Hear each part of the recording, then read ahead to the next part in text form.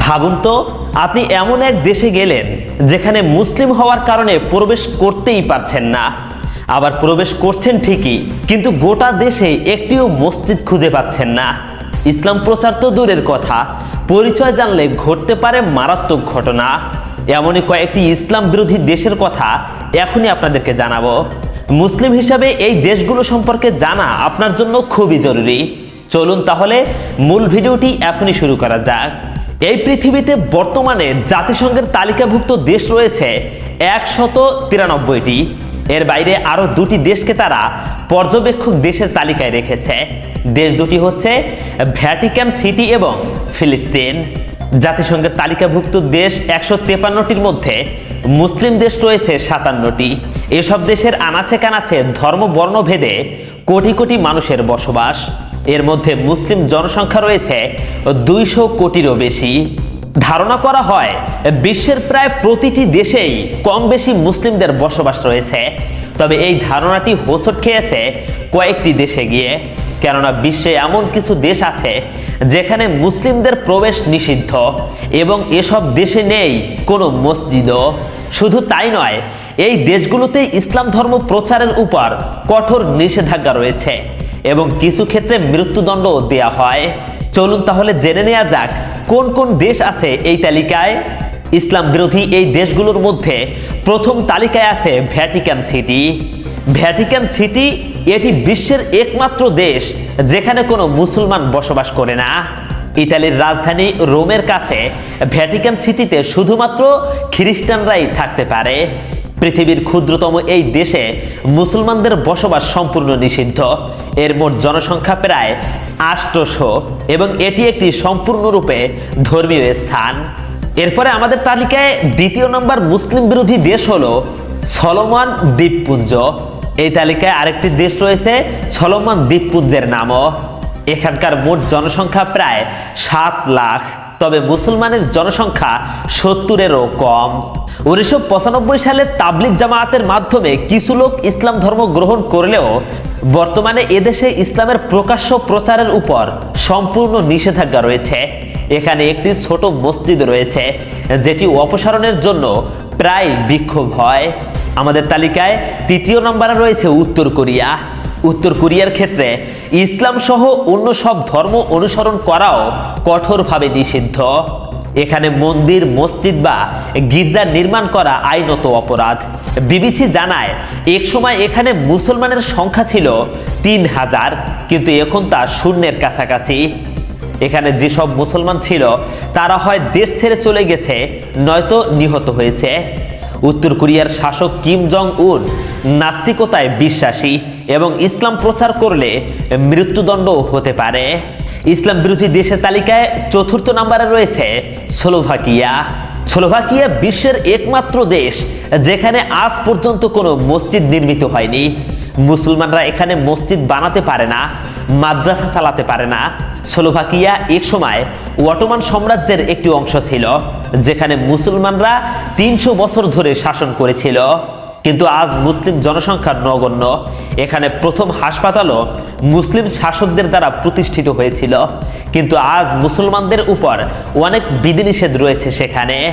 দর্শক, তবে এখন আমি আপনাদেরকে জানাবো কেমন আছেন ইউরোপীয় মুসলিমরা বা ইউরোপীয় কান্ট্রিগুলোতে কত পার্সেন্ট মুসলমান বসবাস করে। চলুন তার বিস্তারিত এখন জেনে নেওয়া যাক। 2016 সালের একটি সমীক্ষায় দেখা যায় ইউরোপে 85 কোটি জনসংখ্যার মধ্যে মুসলিম প্রায় 6,57 লাখ। ইউরোপের 30 দেশের মধ্যে ফ্রান্সে মুসলিম সবচেয়ে বেশি। দেশটিতে বাস করে 45,50,000 মুসলিম। দেশটির জনসংখ্যার 8%ই মুসলিম জনসংখ্যা। দেশটিতে বর্তমানে মসজিদের সংখ্যা 1000। আমেরিকার টাইমস ম্যাগাজিনের এক রিপোর্টের মতে ফ্রান্সে মসজিদের সংখ্যা 1970 সালে ছিল মাত্র ডজন খানেক। এক রিপোর্টের মতে ফ্রান্সে 1300 মসজিদ ও ইসলামিক সেন্টার রয়েছে। তাছাড়া রয়েছে 1600 ইসলামিক প্রতিষ্ঠান। দেশটিতে জাতীয় পর্যায়ে নিজস্ব রেডিও চ্যানেলও রয়েছে। মুসলিম জনসংখ্যার দ্বিতীয় বৃহত্তম অংশ বাস করে জার্মানিতে। দেশটিতে 57,20,000 মুসলমান বসবাস করে, যা মোট জনসংখ্যার 6%। জার্মানিতে পশ্চিমা ধাঁচের যতগুলো পাবলিক স্কুল আছে তার 1/3 মতো মুসলমান শিশুদের জন্য। জার্মানিতে প্রায় 1400 মসজিদ ও ইসলামিক সেন্টার রয়েছে।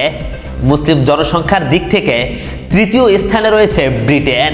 এখানে জনসংখ্যার 6.3% মুসলিম, যার মোট মুসলিম জনসংখ্যা 41,30,000।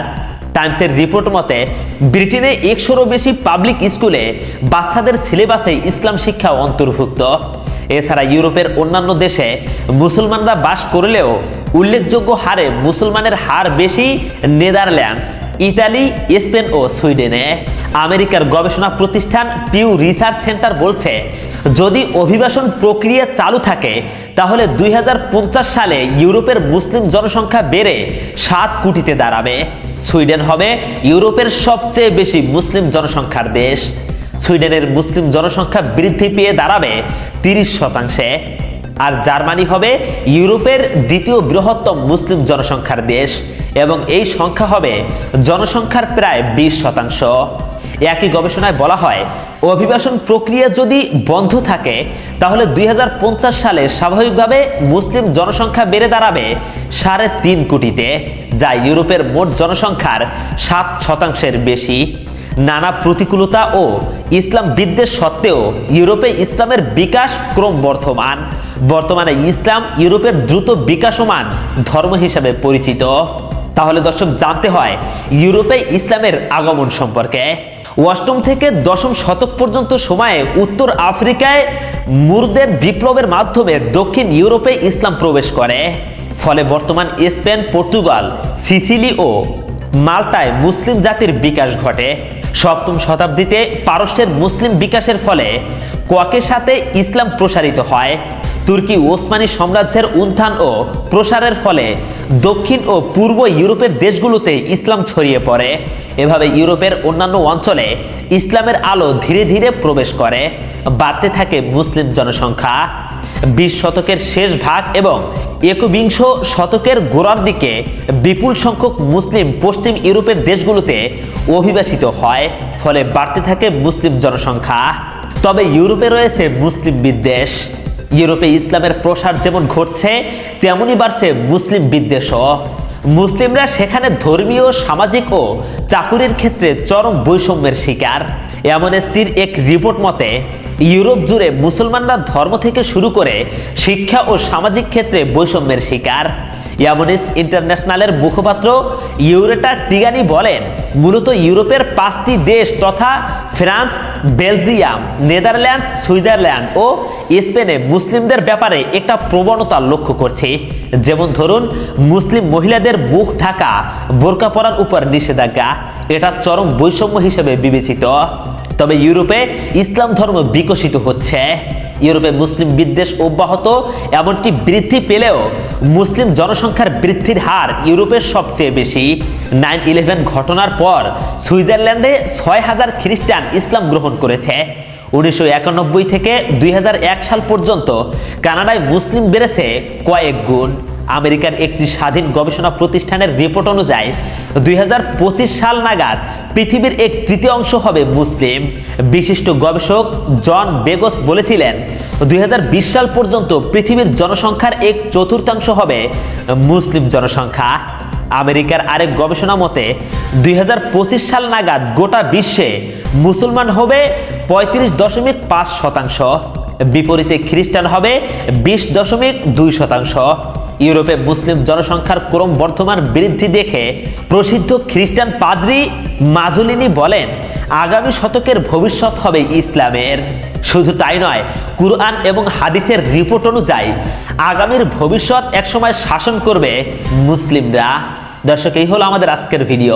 পরবর্তী ভিডিও পেতে এখনই আমাদের চ্যানেলটি সাবস্ক্রাইব করুন। আসসালামু আলাইকুম ওয়া রাহমাতুল্লাহ।